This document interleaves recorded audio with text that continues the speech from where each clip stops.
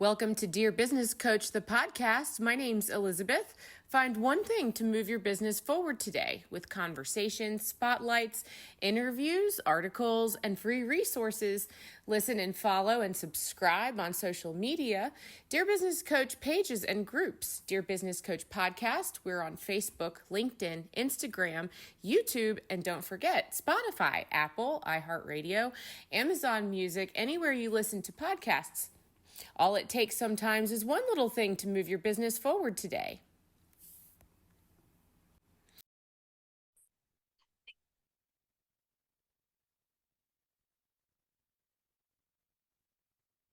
Zoom, yeah. No, almost. Okay, yeah, there we are recording. Okay, Adam Barney, thank you so much for coming to the Dear Business Coach podcast today. How are you doing? It's great to be here, Elizabeth. It's great to join, and I can't wait to dig into the conversation here. Yay, thank you. We were just talking about all kinds of things, spring and transitioning and events, things like this. I didn't really know too much about your speaking career until recently. So before I ask you a little bit about your background, though, how do you introduce yourself, Adam? So, Elizabeth, I love to introduce myself. I'm an energy coach, right? I help emerging and executive leaders take all of the natural energy rhythms that we have inside of ourselves, the energy boosts and the drains, and optimize that to higher efficiency. And ultimately, I love to be the person who's the battery pack or the cheerleader in their back pocket. So that's where I come from though, and what I love to do in the world. I my first book was published last year. It's called Make Your Own Glass Half Full: The Empowered Path to Optimism and Autonomy.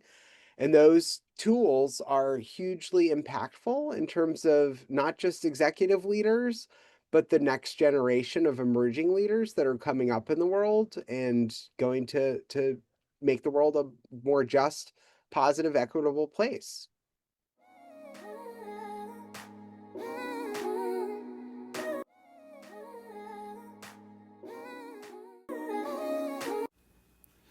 Hey, listeners, don't forget to subscribe to email if you haven't already. Do this at dearbusinesscoachpodcast.com. And if you are a new subscriber, look for the magazine coming up. You can get a free download as a new subscriber. That's dearbusinesscoachpodcast.com. Thanks so much, and I hope you're having a fantastic day. Remember, you are a superstar. Yeah, well, energy coach is a good title. And was that something that you came up with right away in your business, or how did that title evolve? No, that title actually took quite a journey, and I think as coaches and entrepreneurs, we all know you have to iterate over time. So my background though goes into an over 20-year nonlinear corporate marketing career. I worked everywhere from venture capital backed startups to global scale companies. I managed teams of 20 people. Through that, worked with clients of upwards of $20-30 million a year in terms of marketing budget that I was managing. And what this goes back to is something that I always believed in early in my transition of going from being an independent contributor to a manager and a leader of teams.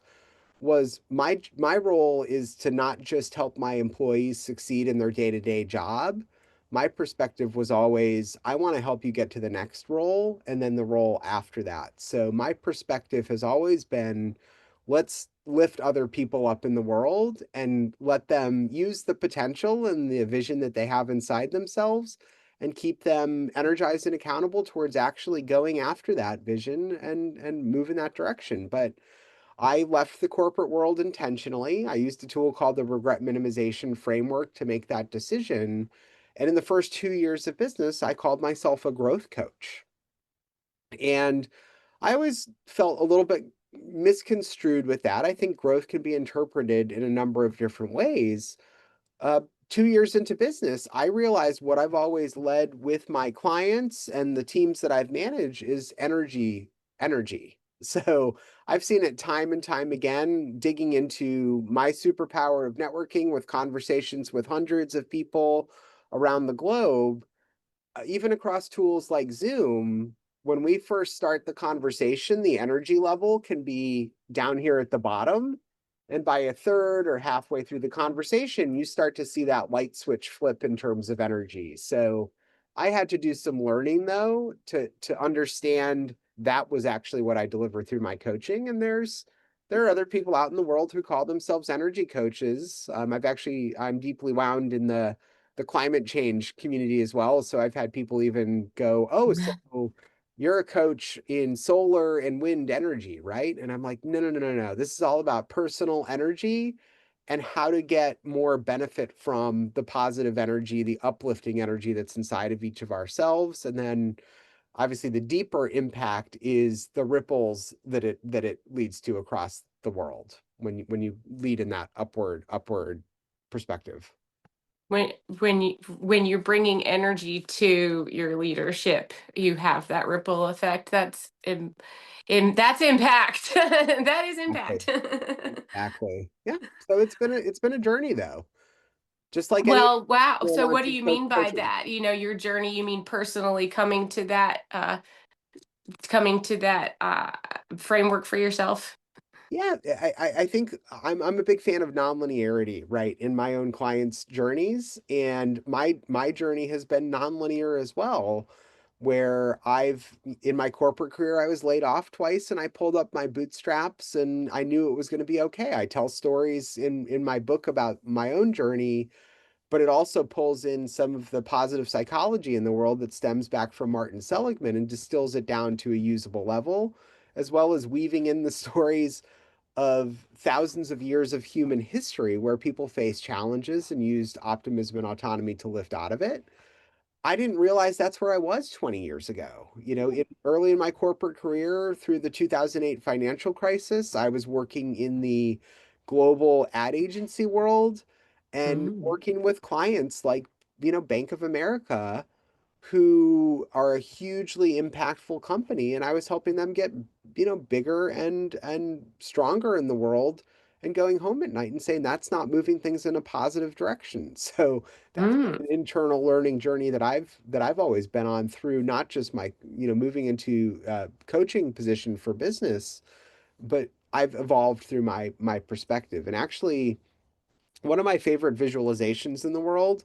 It's the only visualization that I have in my book. I got approval from Tim Urban, who runs a blog named Wait But Why.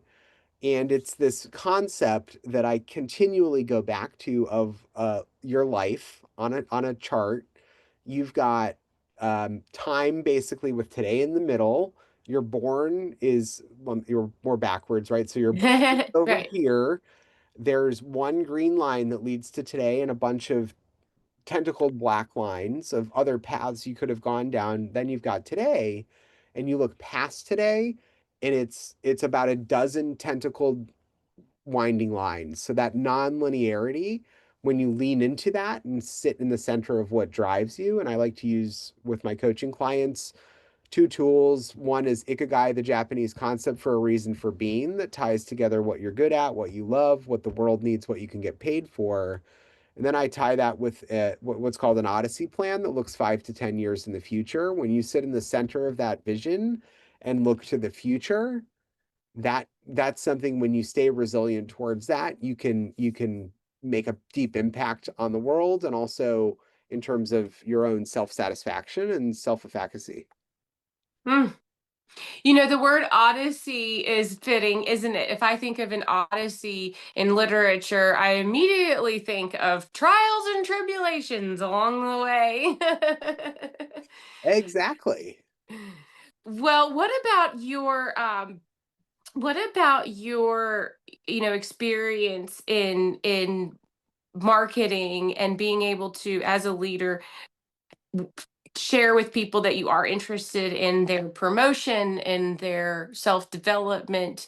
Was that something that you were bringing to your leadership on your own volition, or were you a part of a company or a team that you were lucky enough to learn some of that from?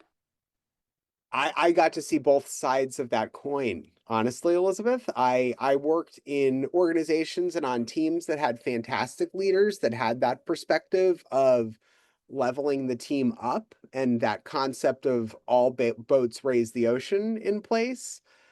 But I also had those much more difficult, less effective leaders who didn't operate in that, and they were micromanagers, or they didn't provide transparency and communication, and they would push a team down, right? It would keep Mm. the team on a downward cycle. So I feel like my leadership perspective, which always came from this concept of using optimism and autonomy for my team, hiring people that, you know, basically trusting my gut early in that hiring process. I knew even in those early leadership days, bringing in junior or mid-level employees that I was going to bring onto my team, I knew in the first 5 minutes of the interview whether they were going to be the right hire or the wrong hire. Mm. And it goes back to my leadership and the way that I lead, but it was always understanding you've got the details on a resume with the background. Mhm. It's also because marketing, it's not like we're neurosurgeons, right? It's Okay. for engineers, Mm. you can learn this as you go. So if you're hungry, you're energized, and you're moldable, those were the people that I brought into my teams because I felt like I could always enable them with communication and transparency and that upward perspective.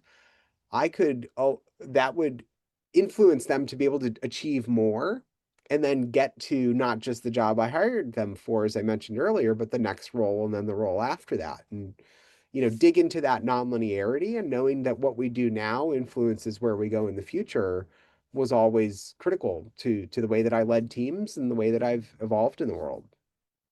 Yeah, well, now what if you are someone who is making a move and you don't think that it looks um, m- uh, maybe you think that maybe I think that linear is uh when I finish ninth grade I go to 10th grade, when I finish 10th grade I go to 11th grade, and in a career path, whether it's yours or inside of an organization, meaning whether you are the owner of a company or you're working with somebody else or for somebody else, then what happens is you could be faced with some choices that are either look like a clear promotion or you feel like you're going laterally.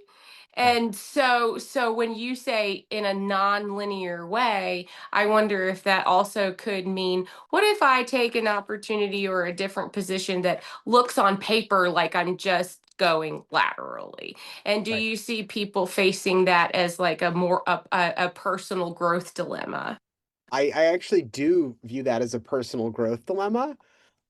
One of the things that I think we hear so much about in the world, and I don't like to talk too much about it, is the idea of imposter syndrome growth versus growth mindset, right? Hmm. So it's not so much even just imposter syndrome as it is about self-limiting belief, right? It's about I've done what I can do. I was even, this is tangentially related. At the end of last year, I was at an event in a room with a group of female founders, and it was a panel on how female founders can enter the conversation about getting investment, getting venture capital investment put behind them. But one of the interesting things that came back through that event was this idea of how men present in a promotional mindset and women operate in a prevention mindset. And that's a broad strokes way to think about things, but not even from a male versus female mindset or a gender standpoint. Right. Think that if you sit in the center of what drives you, ultimately that can lead you on that path to something that's going to drive to greater satisfaction for you. Right. And so that's that. Yes, I thank you. I was just curious about your perspective. If um, I've experienced that myself, of course. Where I'm like, oh, okay, I need to make a choice here about doing something different going forward. Does going forward mean that it might seem that I'm choosing something lateral, and that may not be the case. It's just it's But a it position for you, a choice. Exactly. It's a choice. It's a decision to make, and it depends on the season of life that you're in as well, right? I've actually coached a lot of seasoned leaders over the last couple of years who have led big teams, and that's not where they want to be right now. They actually want to simplify a little bit and take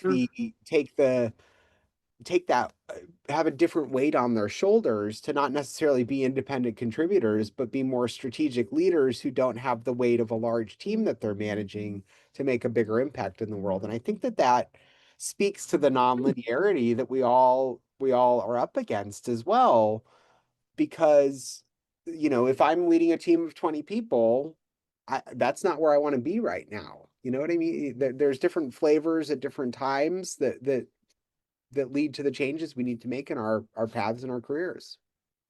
Yes, good. Well said. Well said. So that brings me back to your the phrase, the word autonomy, because I'm now thinking that you.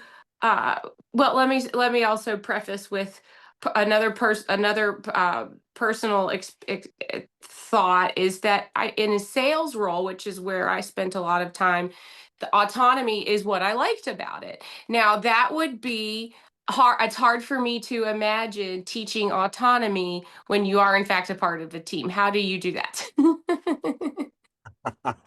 I, I there are ways that you can manage up in the world, and there are ways that you can manage down to the team that you have. Autonomy, though, is something that we all have within inside of ourselves, and it's that belief in ourselves that we lead into. I'm someone who's never been driven by outside competition. Mhm. I've always been driven by my own internal self-determination and self-efficacy more than anything else. So when I think about autonomy, it's not just being able to act independently.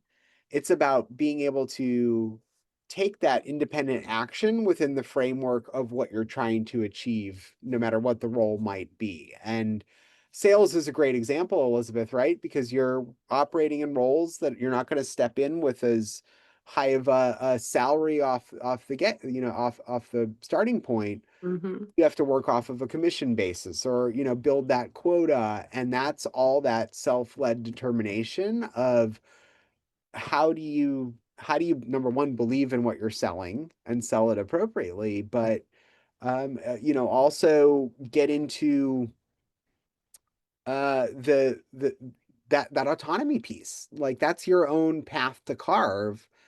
If you don't act towards carving it, you're not going to have that income stream that you hope to have as a salesperson. Right. And so that's a kind of a my question there was a little bit of a base question, and and I may have misinterpreted or forced you into a conversation about autonomy that wasn't quite the way that you present it. So I'm curious. That's okay. No, autonomy is about, just knowing that you're working on a path of something and you can get it done. That's how I define autonomy at the most basic level. And no apology needed, because there are Mm. different interpretations of how that autonomy works in so many ways. Yeah, and it's worth studying too as far as internal motivation. What is your motivation? It's funny that you said that it's funny that you specified that you that you personally are rewarded for from inside internal motivation, not necessarily by outside competition. And I feel the same way. I also was like not interested in beating the next guy. I Right, was interested in beating myself. right, right. To So get I mean, there's a lot of reward in that. to get back though into that more probably acutely, as I've just had a couple minutes, Elizabeth, to think about it.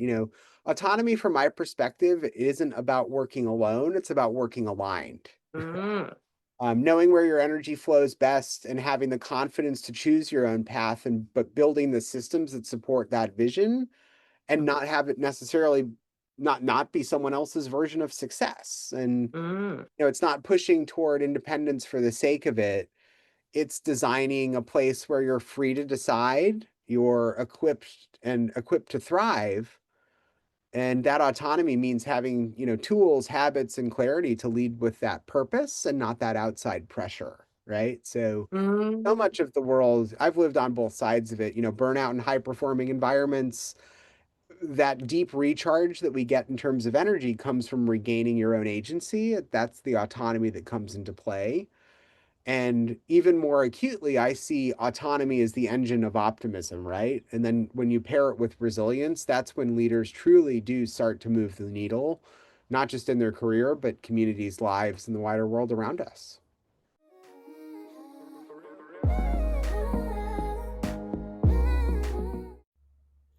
Are you a LinkedIn user? If you are, you can join me for LinkedIn Live Audio with Elizabeth every week, usually on Mondays at 8:30 a.m. Eastern Time. I will have a LinkedIn Live Audio where we talk about podcasting for executives who speak and podcasting for team leaders who speak. These are the themes that are currently running. If that sounds like something you're interested, visit me, Elizabeth Walker at Work, on my LinkedIn profile. Right. Now, so so as an energy coach, or as as someone who is talking to executives and leaders as a framework for energizing yourself, energizing your organization, energizing your mission, if that's the word you want to use. I think you have a uh another interesting assumption maybe to overcome, is that when I hear energy coach, I think, oh boy, are you going to teach me to be a really good motivational speaker? Is that what I have to do? Is go to work every Oh. day and be so what, what does it look like? So that's where it's just like it's digging into that autonomy that we have inside of ourselves. It's that agency of knowing where we want to go. I for the last year, for instance, I could bring up a couple examples of people that I've coached.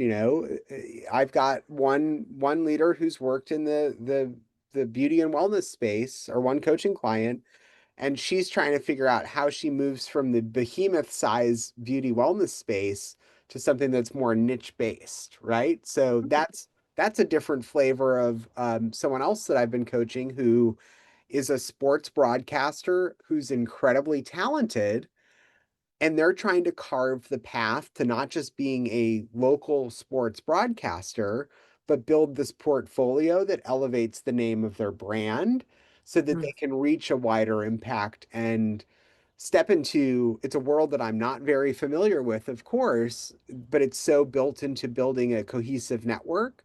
And then you have an incredible amount of influence that you drive from a community standpoint and a voice standpoint when you have a broadcast voice that can reach more ears, right? So those are two different flavors, though. One is moving from a bigger organization to a smaller organization. The second example is someone who's moving from a small market to a big market and trying to increase the impact of their voice. But I Mm, mentioned those two examples, Elizabeth, because it's they're both of them are based on that personal journey of where they're looking to go next. To dig back to that Odyssey plan that looks 5 to 10 years in the future, that honestly lays out three options. The first option is everything that you're doing remains consistent. The second option is the first option just disappears completely. What's the alternative you build? And then the third is the no limitations, no constraints. And when you pair that with the vision work of the Ikigai uh, piece with that Odyssey plan, you get the center of the vision where people go, but then you get that perspective of where that path leads in the future. So that opens up the vision, mm. that then we design the system that fits where they want to go from a vision, and then that breaks down into the smaller, more tangible goals over time. Mm, okay, let me check. I was just thinking about something earlier, and now it's coming back. I can't. I'm not. I don't want to keep you too much past time, so help me. Don't let me do that, because I will. But I heard this another. By the way, thank you. Those are two fantastic examples, and yes, they are juxtaposed so that I can see two very different characters in two different roles. And yeah, those are really, really good examples. And I was thinking about something that I heard long time ago now, but this was related to health and thinking about retirement. There's someone who has a practice where they talk to someone who, let's say you're about to retire, and you're building your, this particular client had a lake house, and his whole goal for retirement is, well, I want to be able to walk, I have this really nice property, and from the back porch of my home I can walk down like 100 steps or something to my kayak, Yep. and I Yep. want to be able to physically get from, enjoy every day, be able to get up, take the walk I want to take, get in my kayak, do that trip on the lake, and come back and walk back up the stairs and be able to enjoy that on a day-to-day basis. What do I have to do to prepare for that now? And so the health and fitness coach that I'm thinking of, he builds a regiment saying, okay, you're I'm 41 now, and your goal is to be able to not necessarily run marathons and be a bodybuilder in retirement, but what is the goal you need to achieve to be able to enjoy the things you realistically have before you, that you know you want to be doing every day. And Right. so I feel like that kind of a planning is like, okay, what is it that on a day-to-day basis we're going to be getting the most actual tangible experience out of the goal. So, Right. and when you're It's looking also, at that in business, is it anything like that? it is like that. I like to tell, I say this a lot to many people in the world, but imagine you're Michelangelo, the famous Italian sculptor, with anything you're doing, and you have a 2-ton block of marble dropped in front of you, no matter where you're trying to go. How many hundreds of thousands of chisel marks does it take to turn that into a beautiful statue? Mm. Those small steps really do lead to the bigger impact over time when you build those habits, right? The other thing that I like to think about in this realm, though, you know, when we're driven by that internal self-determination, that autonomy, if we face a challenge and we get knocked down, we don't just stay knocked down, right? Because when you Mm. stay knocked down, that's when you start to atrophy. You don't get back up again.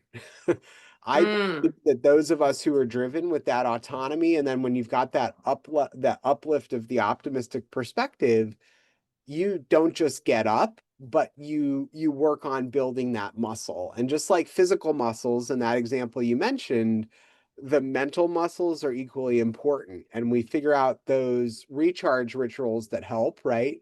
I coach a lot of people and I say short breaks lead to big boosts in terms of energy, whether it's deep breathing, taking a walk, expressing gratitude, stretching, hydrating, or for me, it's about music. Music is what recharges me. So we each Mm. have different unique flavors.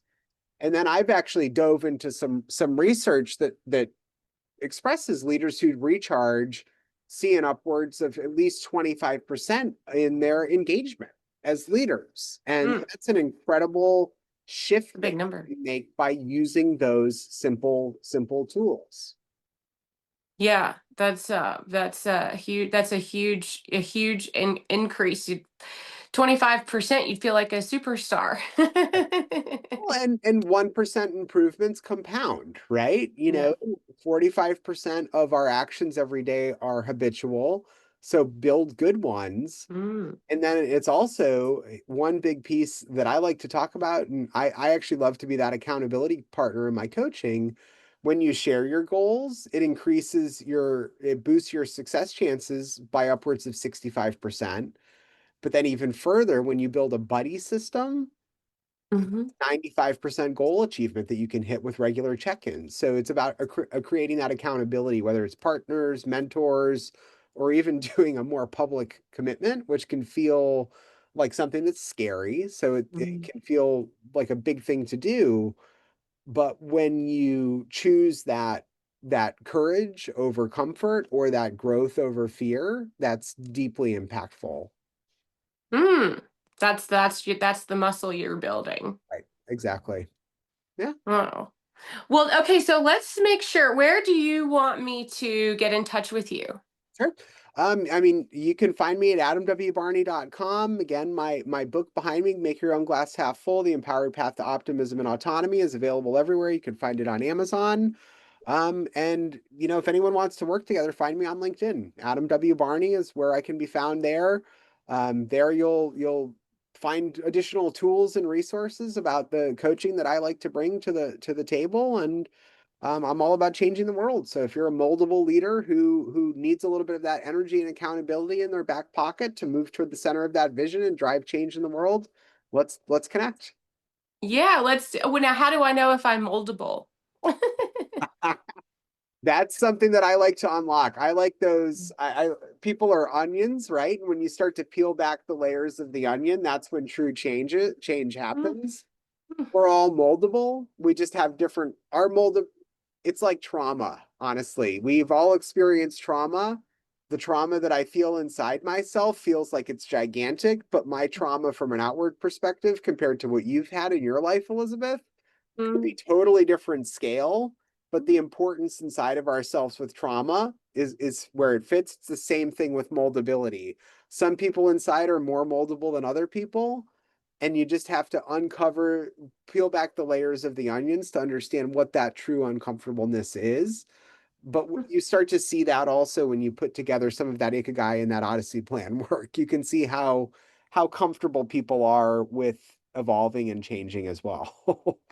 Oh, well, okay. So I would like to be on the lookout for if I can recognize that in myself a little. Yeah, awesome. Well, Adam, I think that this has been fantastic. I certainly have enjoyed myself and got to learn some more from you and about you. So I'm looking forward to this Make Your Own Glass Half Full and reading that. So, Adam Barney, thank you so much for coming to the Dear Business Coach podcast. And I will talk to you again very soon. Sounds great. Thank you so much, Elizabeth. And I hope everyone makes it a great day, no matter what day of the week it is today. That's right. Yes. Awesome. Talk to you soon. All right. Cheers. Thank you. Cheers. Oh, no, no, no. I did not mean to do that. Stop recording. Okay, I'll have to remember. You've been listening to the Dear Business Coach podcast. My name's Elizabeth Walker, producer and host. Don't forget to subscribe to email. Thank you so much for being here, and find one thing today to move your business forward. Contact me at dearbusinesscoachpodcast@gmail.com. And as always, you are a superstar.